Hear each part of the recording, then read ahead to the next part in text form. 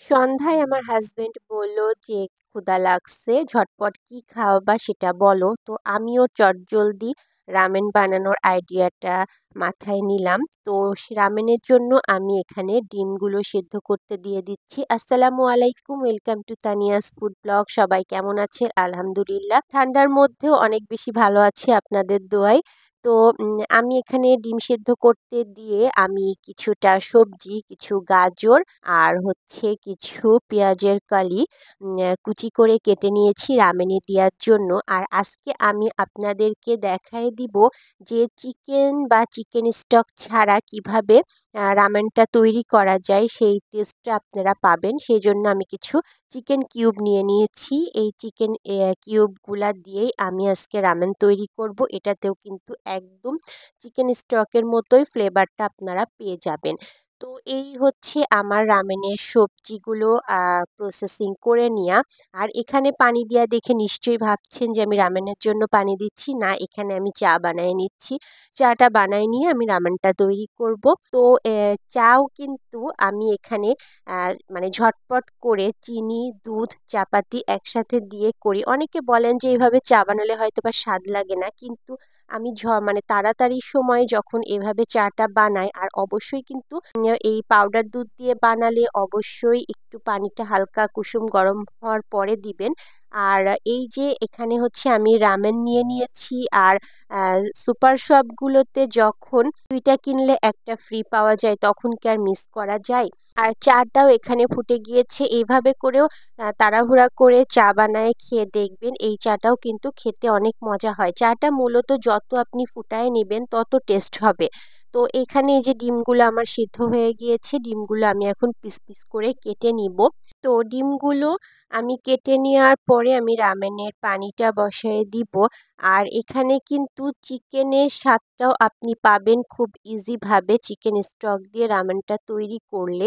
আর এই প্রসেসিংয়েও কিন্তু আপনারা একদিন বানায়ে দেখবেন যে আসলেই কিন্তু খেতে অনেক বেশি মজা হয়। তো এই যে এখানে আমি নিয়ে নিয়েছি সব রামেনের ইনগ্রেডিয়েন্টস গুলা, রামেন নুডলস, তারপরে সবজি, চিকেন স্টক। আর এইবার আমি হচ্ছে পানি দিয়ে দিব।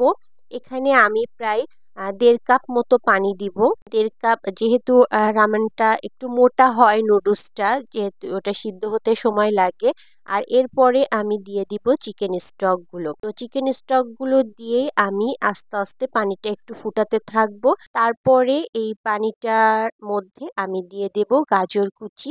যেহেতু গাজরটা একটু সেদ্ধ হতে সময় লাগে, তাই গাজরটা আমি আগে দিয়ে দিব। এরপরে আমি এই যে রামেন নুডলসের এই প্যাকেটটা আর ভিতরে আমি দেখছি যে কিছু সবজি টাইপের কিছু দেওয়া আছে।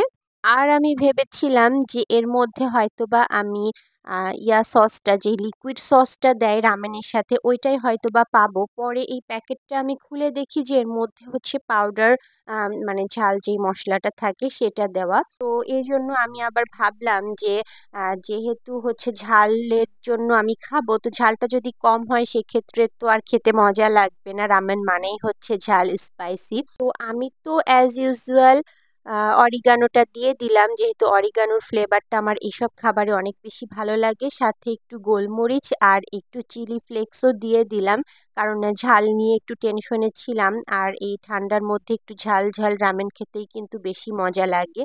তারপরে আমি প্যাকেটের ভিতরে যেই সবজি বা এগুলো আসলে মনে হয় স্প্রিং অনিয়ন কি কি যেন দেওয়া থাকে, আসলে বোঝা যায় না। তো এই জিনিসটা আমি দিয়ে দিলাম। এবার এটা একটু ফুটে গেলে তারপরে আমি নুডলসগুলো দিয়ে দিব। তো নুডলসগুলো আমার সিদ্ধ হতে হতে আমি এখানে কিছুটা হচ্ছে প্যাকেটের ভিতরে ছিল সেই নুডলসটাও একটু দিয়ে দিলাম। ভাঙা ভাঙা কিছু নুডলস ছিল। তো আসলে রামেন মানেই হচ্ছে ঝাল, আর ঝাল না হলে কিন্তু রামেন মোটেও মজা লাগে না। তো সেইজন্য আমি এই প্যাকেটটা এই ১ম খেলাম। আমি কোরিয়ান যেটা স্পাইসি রামেনটা ওইটা অনেক খেয়েছি এবং ওটা খেতে অনেক বেশি মজা লাগে।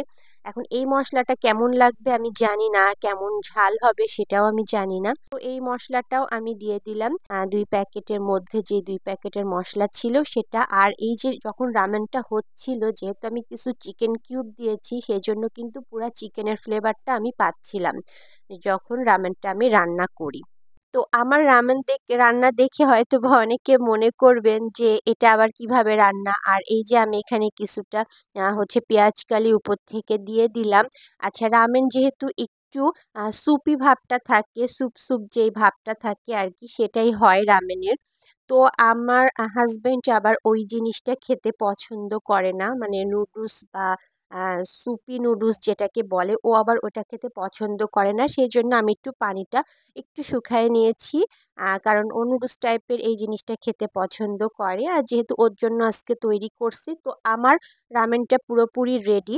যেহেতু বললাম যে চিকেন ছাড়া বাদ দিয়ে চিকেনের স্টক দিয়ে কিভাবে করা যায় সেটা আমি আজকে দেখায় দিব।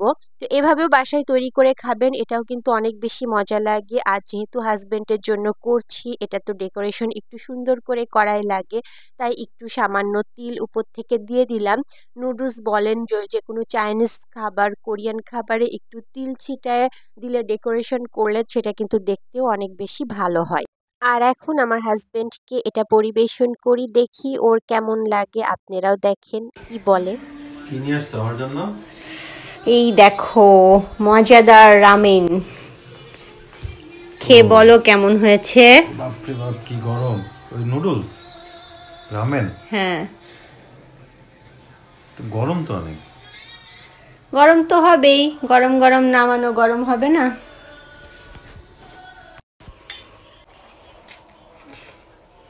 কেমন হয়েছে বলো? খেয়ে যাচ্ছ, কিছু তো বলছো না। টেস্টি। টেস্টি। ওকে, ডান।